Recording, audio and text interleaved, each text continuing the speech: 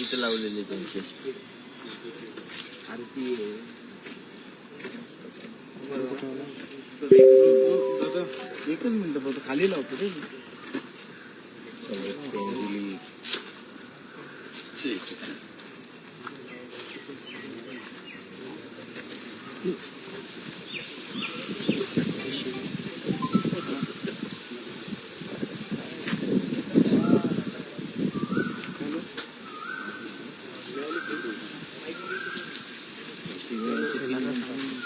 Role role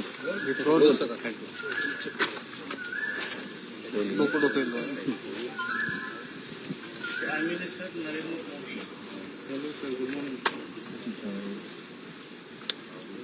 देशवासियों के आंखों में धूल झोंकने का काम वहां पर कर रहे हैं। इस बार की उनकी जो विदेश दौरा था, ये बताया गया कि वो नॉर्वे जाएंगे, हॉलैंड जाएंगे, लेकिन ये अंग्रेजी में जिसको कहते हैं स्मोक स्क्रीन, ये दो देशों का दौरा एक स्मोक स्क्रीन था। असली डेस्टिनेशन जो है वो असली डेस्टिनेशन इटली था और वो इटली गए। आज जो गैस की समस्या है, डीजल पेट्रोल की समस्या है, किसानों के लिए सल्फर और खाद की जो समस्या है, ये समस्या मोदी जी नरेंद्र मोदी के नीतियों की वजह है, ऐसा मैं आरोप कर रहा हूँ। इटली में जो गए थे उसकी वजह ये है कि इटली में दो संगठन है, उन दो संगठनों का नाम है बॉयकॉट मूवमेंट है और दूसरा है नो हार्बर ऑफ टीडीएस। ये दो इटली के संगठन है कि जो इजराइल और पैलेस्टीन के अंदर जो झगड़ा चल रहा है, इटली से कोई सामान वहां पर ना जाए, इसका देखरेख का काम करते हैं। वहां पर करीब करीब जेएनपीटी से मीटिंग हुई और एक चेन्नई पोर्ट से मीटिंग हुई। ऐसे 4 जहाजें हैं कि जिनको इटली में रोका है। इनके पास करीब करीब 800 टन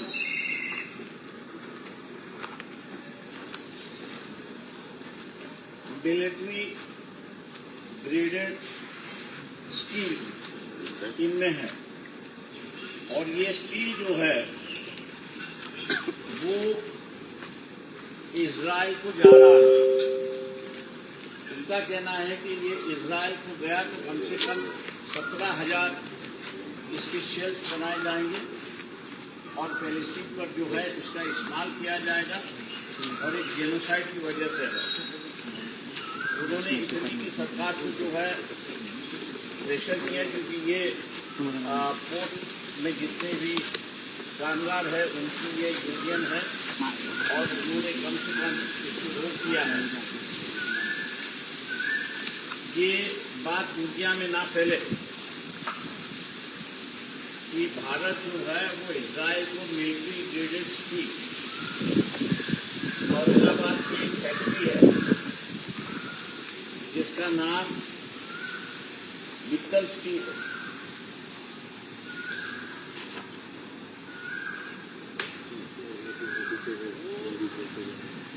मित्तल स्टील्स करके है, वो कंपनी ने जो है इजराइल को माध्यम से भेजा, ऐसी एक परिस्थिति है। दूसरा जो है ये बात अगर बाहर आ जाती है तो एक तरफ से रशिया और चाइना जो ईरान के साथ में है और कच्चा तेल वहां से आ रहा है, दूसरी तरफ ईरान को ये जैसे ये पता चला भारत जो है वो इजराइल को मिलिट्री ग्रेडेड स्टील प्रोवाइड कर रहा है, तो उन्होंने भी तेल और गैस भेजना उन्होंने कम कर दिया, ऐसी एक परिस्थिति है। इसलिए आज की जो गैस की समस्या है, तेल की जो समस्या है, ये मोदी जी के स्टील फाइल में नाम आने की वजह से आज हर कोई देश उन पर दबाव डाल रहा है, ऐसी एक परिस्थिति है। दूसरी एक वजह है इसमें कि इटली की एक फैक्ट्री है मेथी करके, जो केमिकल बनाती है, उस केमिकल का नाम है PFAS, और ये chemical substance forever chemical किया जाता है, क्योंकि इसको डिस्ट्रॉय ही नहीं किया जाता। इटली की गवर्नमेंट ने इनको बैन कर दिया, क्योंकि इनके जो वर्कर है, इनके वर्कर के अंदर कम से कम 91,000 मिलीग्राम ये सब्सटेंस पाया गया है। हालांकि ये सब्सटेंस सिर्फ 0.8 नैनो मिलीग्राम होना चाहिए, ऐसी एक परिस्थिति है। इस कंपनी को दोबारा जो खरीदा है, हेलो चेक, हेलो, इंडिया की एक कंपनी है कि जिसका नाम विवा लाइफ साइंटिस्ट लिमिटेड करके है। और ये मैंने जैसे कहा कि ये जो स्टील सप्लाई कर, मिलिट्री ग्रेडेड स्टील सप्लाई कर रहा है इजराइल को, लक्ष्मी ऑर्गेनिक इंडस्ट्री इसकी सब्सिडी भी है। भारत को दोनों तरफ से कि नॉन सप्लाई करने की वजह से अमेरिका और उनके जो ग्रुप है वो बातचीत कर रहे हैं, और दूसरी तरफ चाइना और रशिया, हेलो चेक, MBS हो रहा है कब? हम जिसको सपोर्ट कर रहे हैं उसके विरोध में आप स्टील सप्लाई कर रहे हो, इसकी वजह से वहां से भी गैस और तेल आना कम हो गया, ऐसी एक परिस्थिति है। ये कोई वॉर की वजह से भारत के अंदर परिस्थिति खराब हुई है, ऐसा मैं नहीं मानता हूँ। लेकिन नरेंद्र मोदी ये की जो नीति है और उनकी जो छवि बनी हुई है, मैं दोबारा बीजेपी वालों से पूछना चाहता हूँ कि क्या आप ये कबूल करेंगे कि प्राइम मिनिस्टर कहीं न कहीं तो भी अड़चन में आ चुके हैं और उन पर दबाव डालकर जो भारत करना नहीं चाहता है, क्योंकि हम लोग की फॉरेन पॉलिसी है कि पैलेस्टाइन और इजराइल के साथ संबंध हो, लेकिन दोनों आपस में साथ साथ रहे, ये हम लोग की फॉरेन नीति रही है। आज उससे हम लोग अलग हटकर इजराइल को पूरी तरह से मदद कर रहे हैं, और उसका नतीजा जो है भारत भुगतना, ऐसी एक परिस्थिति है। दूसरी बात यह है कि ये जो कंपनी है, इस कंपनी के जितने भी मालिक है इटली में, ये सब जेल में है, क्योंकि दिस इज पॉइजनस गैस है। ये फैक्ट्री की जो मशीनरी है वो दोबारा लक्ष्मी ऑर्गेनिक इंडस्ट्रीज लिमिटेड ने बेची है, कि जो औरंगाबाद जालना में है, और उनकी फैक्ट्री जो है वो रत्नागिरी में आ रही है, ऐसी एक परिस्थिति है। और अपने यहाँ ये PSC के लिए कोई कानून नहीं है, कोई रूल्स बनाए गए नहीं है, और इसलिए उस केस के पेपर्स,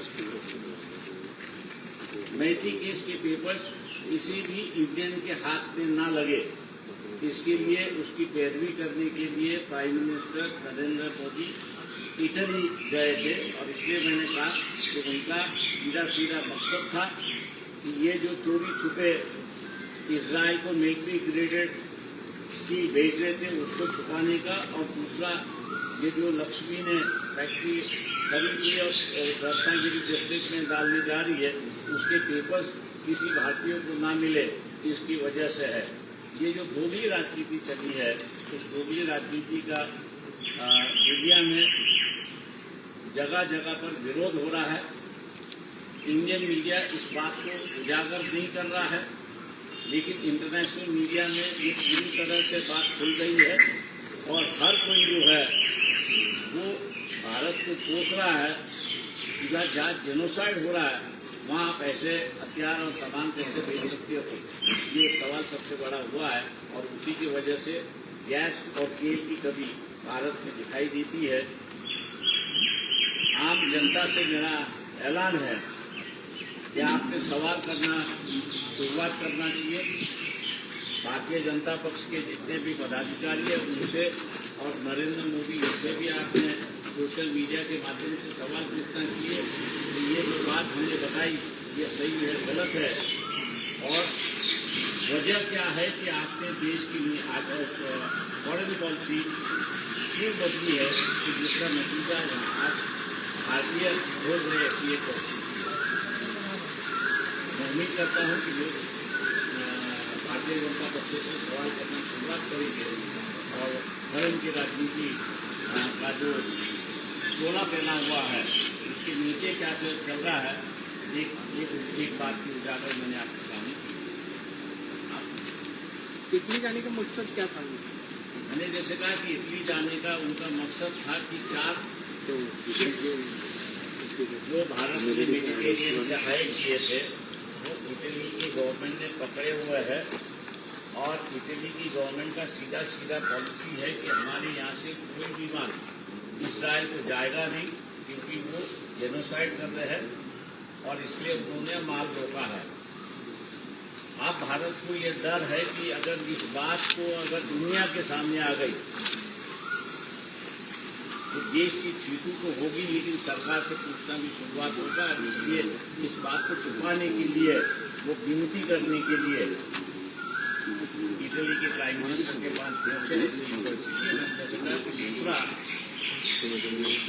उस कंपनी का अधिकारियों को जेल में भेजा है उसके पेपर्स किसी भारतीय को ना मिले, ये 2 चीज़ों के लिए उनका इटली दौरा असली था।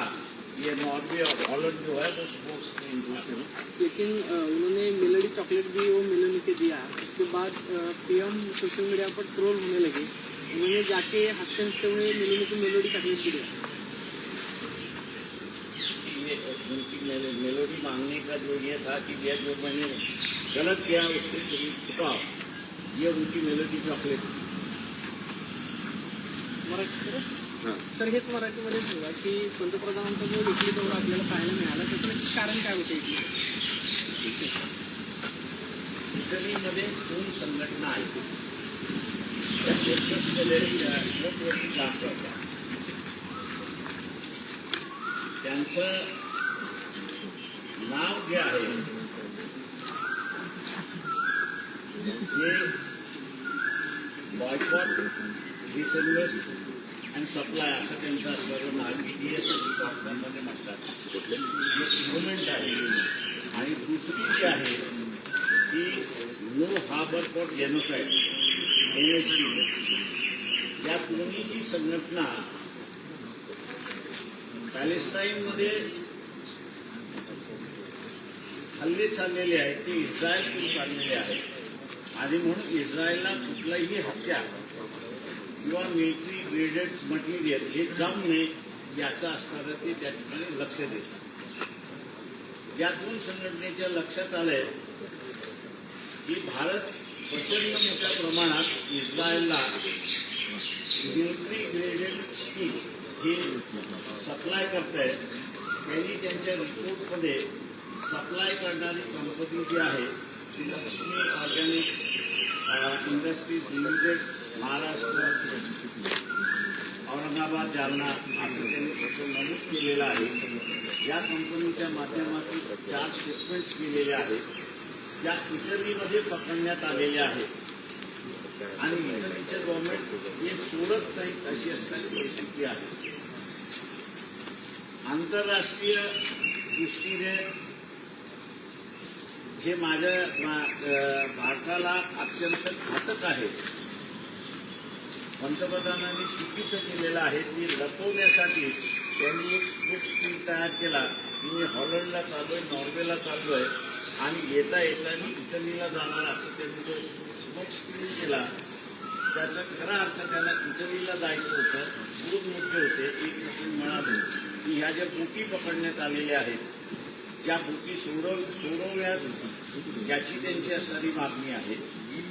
आणि दुसरं जे आहे ते याच लक्ष्मीच्या एका सबसिडरी कंपनीने फॉर एव्हर केमिकल नावाचं असणारं केमिकल तयार केलं. त्याची फॅक्टरी त्यांनी इटलीमध्ये उभी केली आणि ही उभी केल्यानंतर इटलीमध्ये त्या सगळ्या मालकांना असणारं जेल झालेली आहे. हीच फॅक्टरी लक्ष्मी इंडस्ट्रीजने विकत घेऊन रत्नागिरीमध्ये उभं करण्यात अशी परिस्थिती आहे.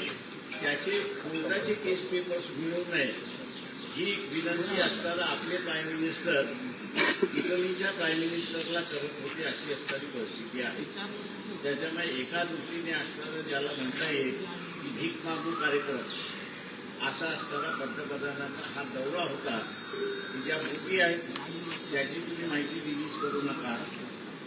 आणि दुसरं ही जी फॅक्टरी विकत घेतलेली आहे याचं ज्या इटलीच्या कोर्टामध्ये केस चालली आणि त्यांना असणारं जन्मठेप झालेला आहे त्यांचे कुठलेही पेपर्स मिळवू नये अशी असणारी परिस्थिती आहे. हा दौरा भारताच्या हिताचा आहे असं मी त्या ठिकाणी मानित नाही. परंतु जगामध्ये या दोन ऑर्गनायझेशन ही बातमी पसरलेली आहे. फक्त भारतातल्या वर्तमानपत्रामध्ये ह्या बातम्या आलेल्या नाहीत. दुःखाने आणि खेदाने त्या ठिकाणी म्हणावं लागतंय. इंटरनॅशनल सगळ्या याच्यावरती आहे. भारताला आता असणारं जे क्रूड ऑइल यायला पाहिजे होतं त्याच्याच बरोबर असणारं LNG यायला पाहिजे होती. वॉर चालू असताना व्यवस्थित येत होतं पण वॉर संपता तुटवडा आपल्याला असताना भारतामध्ये दिसायला लागलाय. याचं कारण की नरेंद्र मोदीच त्याला जबाबदार आहेत हे आपण लक्षात घ्या. इस्टील फाईलमध्ये नाव आल्यानंतर ते विचित्र वागायला लागले अशी परिस्थिती आहे. मिलिटरी ग्रेडेड मटेरियल भारताकडून इस्रायलला पोहोचवणं हे अमेरिकेला चांगलं वाटलं असेल पण जिथून आपल्याला गॅस येतो आणि जिथून आपल्याला तेल येतो त्या देशांकडून असणारा नाराजी व्यक्त झाली आणि ती नाराजी आपल्याला दिसते की त्यांनी जहाजं भरलेली आहेत पण सोडलेली नाही अशी असणारी परिस्थिती आहे. फर्टिलायझर सुद्धा भरलेलं आहे, सल्फर सुद्धा भरलेलं आहे पण ते जहाजं सोडत नाही अशी असणारी परिस्थिती आहे. इथल्या सरकारला माहिती आहे की भारतीय जनता ही पॅलेस्टाईन आणि इराण बरोबर आहे. सरकार फक्त असणारं इस्रायल बरोबर आहे अशी असणारी परिस्थिती आहे. त्याच्यामुळे असणारं लोकांनी भारतीय जनता पक्षाच्या कार्यकर्त्याला, नेत्याला, आमदाराला, मंत्र्याला विचारायला सुरुवात केली होती की बा आपण दोन्हीही देश सामंजस्याने राहिलं पाहिजे. जी भूमिका आपण घेतली होती. आपण पॅलेस्टाईनच्या बाजूने उभं राहिलो होतो. अचानकपणे असणारं परदेशी धोरण बदलून आपण पूर्णपणे इस्रायलच्या बाजूने झुकलेलो आहोत. हे का झुकलो याचा असणारा खुलासा हा मागितला पाहिजे.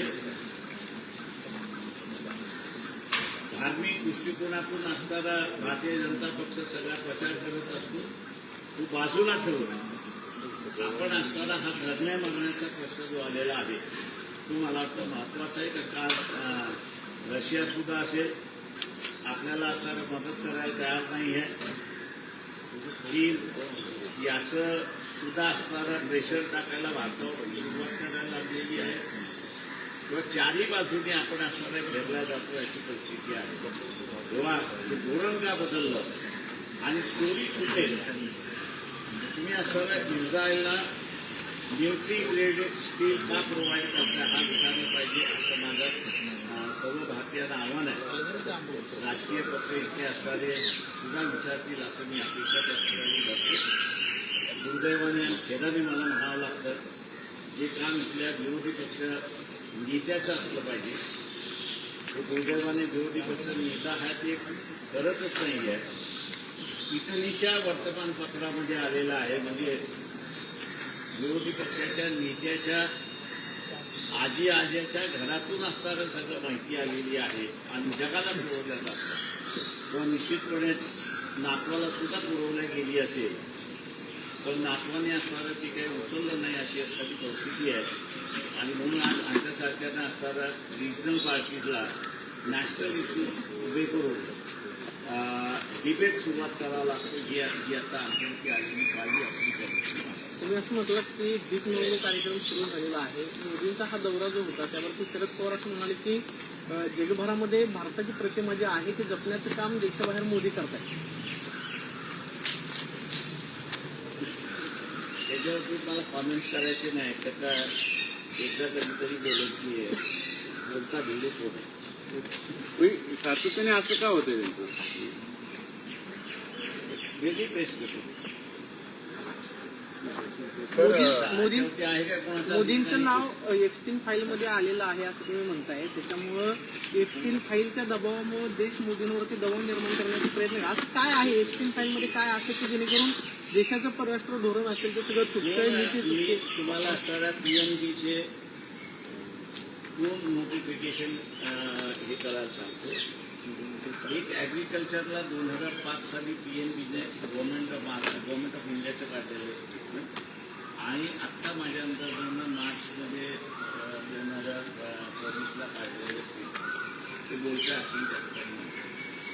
सर ह्याच्यावरती प्रश्न येणारे दुसऱ्या सर तुम्ही म्हणताय पेट्रोल गॅस सगळ्या जी परिस्थिती निर्माण झाली देशात तुम्ही कसं पाहता पुढं काय होईल मग? असं पॅनिक सिच्युएशन मोदी साहेब म्हणतात की पेट्रोल कमी वापरा, सोनं घेऊ नका.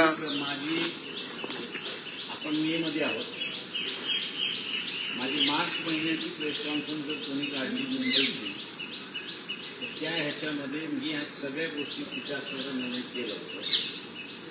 आता असणारं मोदी म्हणतात की प्रिपेअर त्या सगळ्या ह्याच्यामध्ये माझं म्हणणं असं आहे की गॅस आणि पेट्रोल आणि डिझेल आणि खत याचा भाव आकाशाला भेटणार आहे अशी परिस्थिती आहे.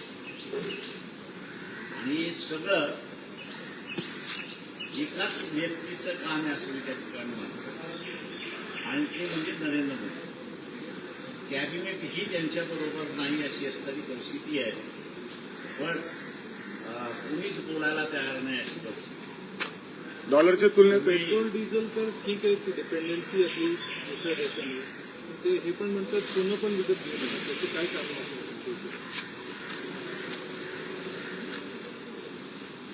मोदींच्या भाषेत बोलायचं झालं, चिदंबरमनी ज्यावेळेस लोकांना सजेशन केलं होतं त्यांनी की बा सोनं विकत घेऊ नका, त्यावेळेस मोदींचंच भाषण होतं.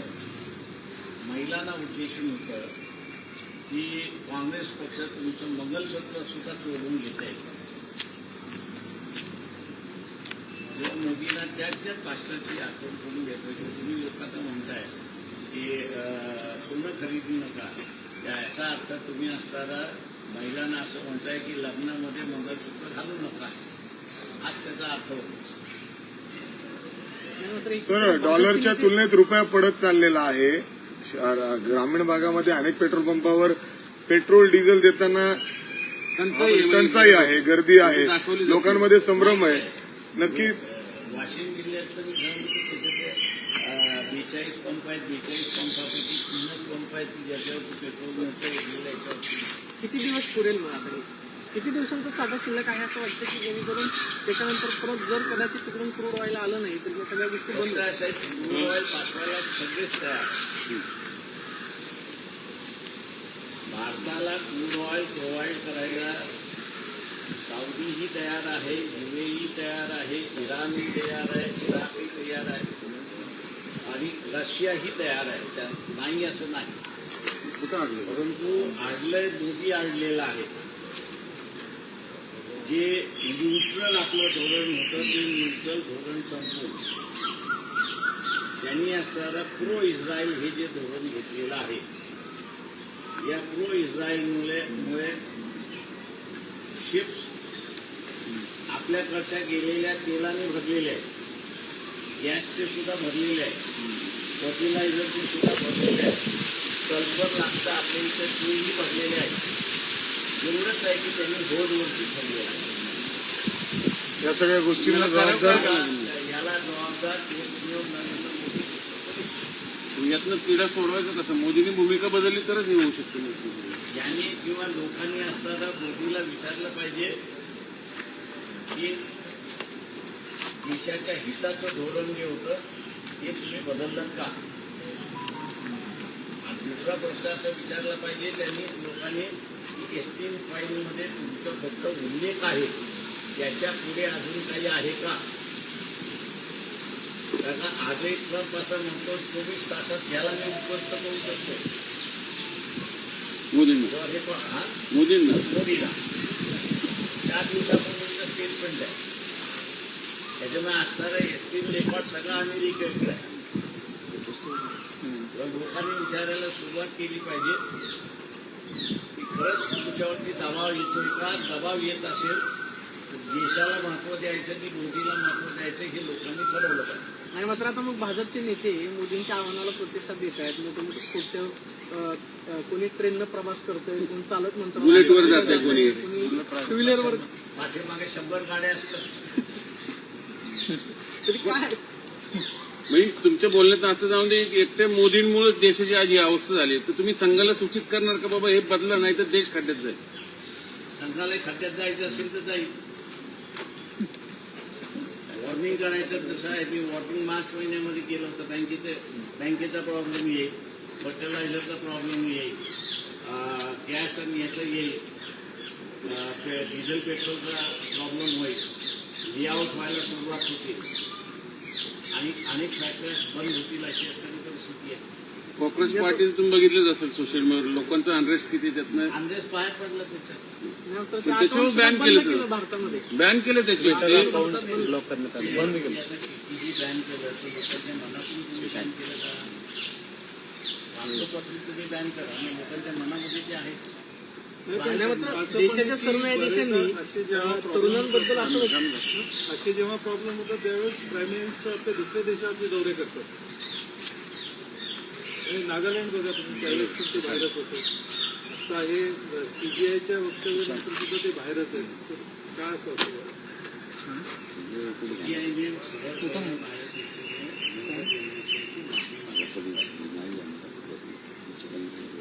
एवढे सीबीआयला गट्स असले पाहिजे आणि अनावधानाने माझ्याकडून गेलं त्याला उद्देशून पेटिशन बरोबर नव्हतं ही बरोबर पण जनरलाइज जे झालं त्याच्याबद्दल असताना त्यांनी माफी सरळ सरळ मागितली पाहिजे. त्याच्यामध्ये त्यांचं काही जबाबदार नाही. उलट त्यांच्याबद्दलची इज्जत ही वाढेल. त्याच्यामुळे खुलासा कधी बसून नीटची बघितलं असेल पेपर फुटेज, अख्ख्या देशातले सगळे युवक डॉक्टर होऊ पाहतात. त्याच्यावर संपलं.